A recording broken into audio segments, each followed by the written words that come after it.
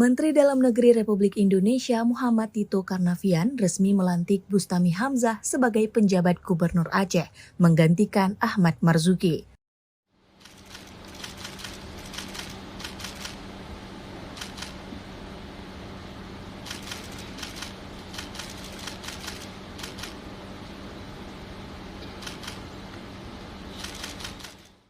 Pelantikan tersebut berlangsung di lantai 3 Gedung C Kemendagri di Jakarta pada Rabu 13 Maret 2024. Acara pelantikan PJ Gubernur Aceh itu juga sekaligus dirangkai dengan pelantikan Melani Bustami sebagai penjabat Ketua PKK dan penjabat Ketua Pembina Posyandu Provinsi Aceh oleh Ketua Umum PKK Pusat Tri Suswati.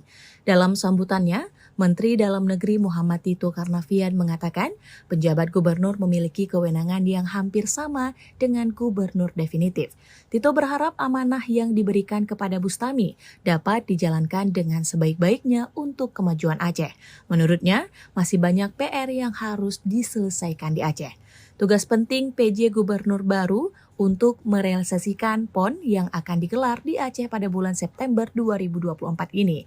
Tito berharap penyelenggaraan PON di Aceh bukan hanya sekedar pelaksanaan program, namun harus membawa kehormatan bagi Aceh karena mampu menggelar event pesta rakyat yang baik. Selanjutnya, Tito meminta Bustami untuk mempersiapkan penyelenggaraan pilkada serentak di Aceh. Ia meminta Bustami untuk mengecek naskah perjanjian hibah daerah atau NPHD dari pemerintah kabupaten kota kepada KIP, Bawaslu, dan pengamanan yang ada di Aceh sudah ditandatangani bersama.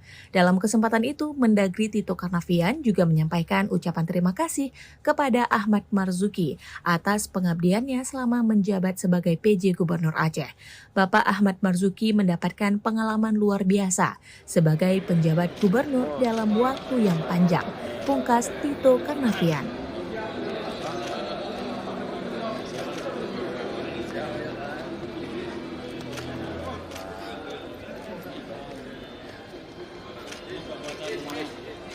Siap, siap.